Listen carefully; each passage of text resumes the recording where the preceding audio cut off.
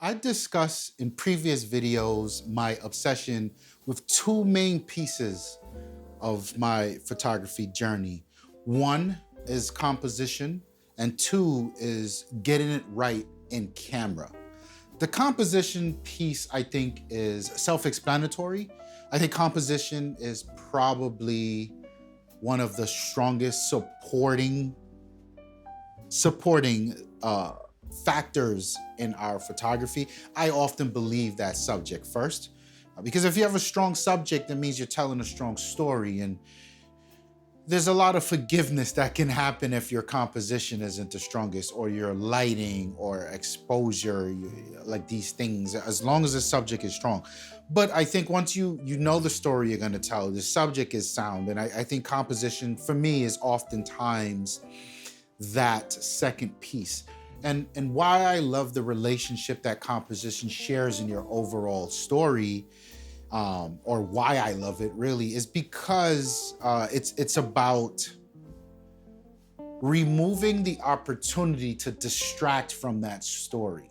And when your subject grabs the attention, you don't want composition to do something that you don't intend it to do. And what I mean by that is composition is such a dope thing. It means that it can convey comfort, it can convey relatability, it can convey discomfort, it can convey strength, poise, submission, like all these things. It's a very valuable tool. And for me, learning how to see composition as I'm documenting and I'm using my camera as a tool was such a long journey, 2+ years, when I realized the importance of it. And then the second was getting it right in camera, and this goes back to post processing. Post processing for me continues to be a polarizing topic because I'm in these two worlds, right?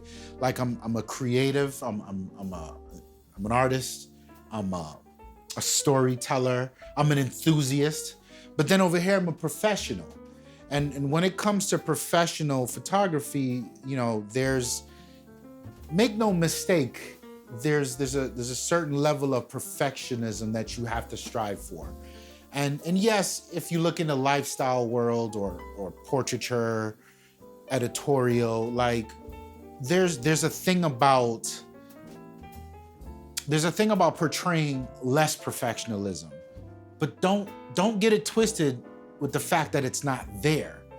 The artistry of editorial, the artistry of lifestyle photography is capturing it in a way that makes it seem that it's authentic or just in the moment. But there's so much that goes into that, right? Which is what makes it so difficult and so challenging.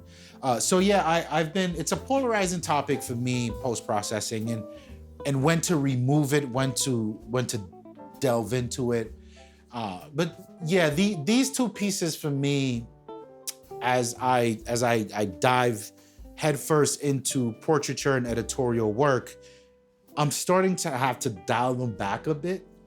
And my latest challenge is I'm noticing that when I'm here in the studio and I'm shooting the models, I like to see my composition.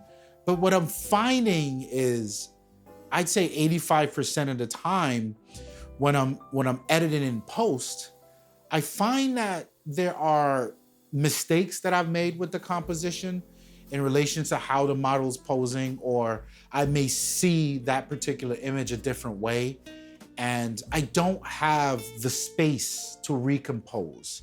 And it's quite frustrating.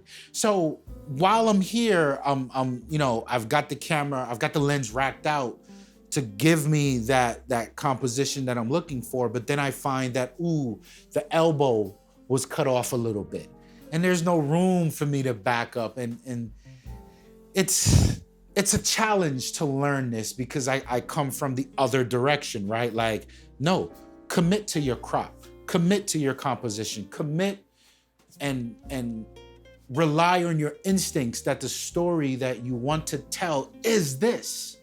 Have some faith in yourself. Yeah, no, that's that's not working for my studio work. So what I'm finding, my solution to this is I'm shooting a lot wider than I'm comfortable with at the moment, with the intention that when I go in post, I will crop in. And it's a little unsettling for me because I feel like I am betraying the last 2.5 years of thought process, of realization, of work.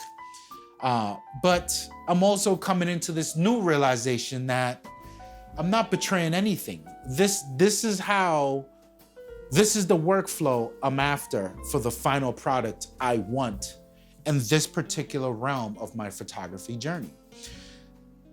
So, in order to make myself feel like I'm not going crazy, I started to look at a lot of behind the scenes of portrait photographers, studio work particularly, a lot of editorial work.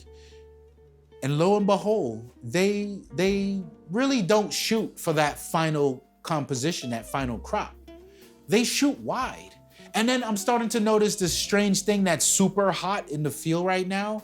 They'll even leave in the part of the scene of the studio, which is a little difficult for me to do here because this is also an office space for me. And I don't really want to just have you see some wires off to the left or the right. But I do see value in that practical look. And you see it in cinematographers too, where I have 2 key lights here that you guys can't see. Some people leave those lights in, they like that look. It gives this earnest feeling to it. It gives this authenticity feeling to it. I think it's quite dope. Although I have not arrived to the place yet where I'll be shooting wide enough and leaving the scene in so you can see the scene and then the backdrop and then the model. I'm still quite, I still wanna have a proper mid to tight crop for my work. I think I'll get there one day. But definitely the last 2 sessions I've had, I've shot more wide. And then I do find great value and success with, if I see this image a particular way and it's not working, well, I have the space to come back out, recompose, recenter my crop, and then be like, oh, well, this works, right? So images that I thought would be super great, a super tight crop, because of the expression of the model, don't quite work out that way. I find that they do quite nice if I do a mid crop. I'm like, oh, it kind of works this way. So going forward, I think I'm gonna be shooting wide, and also the camera that I'm using, it's a 33 megapixel camera, and I'm in the studio with lights, I'm controlling everything. There's way more, or let me say there's more than enough data for me to crop, even from a full body all the way into a tight headshot, and have enough data to give a very pleasing and meaningful final product. So yeah, I mean, as always, you guys know I love to share my journey, and this is a part of my journey, is the lessons of learning. And this is why it's important to, I tell so many people, it's important to do it. You can watch 1 million YouTube videos, but you'll never really, there's so many nuances about these things. And I try to give space and context to all the nuances and things that I do, because I'm always quite amazed how much research I do and how often these nuances do not come up. So I always enjoy giving back to you guys what I've learned. And this is squarely up that alley. Shooting for the final composition is nice, but I'm having to redevelop my eye to see the composition from the entire image. And now I get why you'd see directors in Hollywood and all these other photographers, they'll go somewhere. I think I saw Annie Leibovitz do this on a shoot she had on a beach. She was like this, or whatever the hell this is that they do, right? How is it? I think it's like this, right? And they like, oh, this is what that scene looks like. Now I'm getting it, and maybe I need to start doing that too. It's so much value to it, and yeah, it's important to A, document the journey, and B, I know a lot of you guys are on this path as well, and maybe you discovered this before me, but I'd love to have the conversation. So yeah, hit the comments down below. Let's have this conversation. I want to know your thoughts, because this particular piece doesn't really relate to street photography, although it could. It just wasn't my preferred way of doing street photography. And I know there's some very real Photoshop ninjas out there. And I've had so much conversation on this channel about no amount of Photoshop can save an image that just was trash from the beginning. Some of you can. So you may be looking at me like, what are you talking about? I shoot everything for post. And I get it, I get it, I get it, I get it. Time is the most valuable resource that we have, and I do not take it lightly that you've shared some of that with me here today.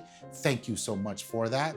In the description down below, you can find a list of all the gear that I've used to create these videos, all the gear that I use in my professional world. You can find links to discount for Retouch For Me, a very, very valuable tool in my professional world. Can't say enough about that product. And yes, if you like the video, like it. If you love what you see, hit the subscribe button. My name is Ramon. I'm out of here. Peace.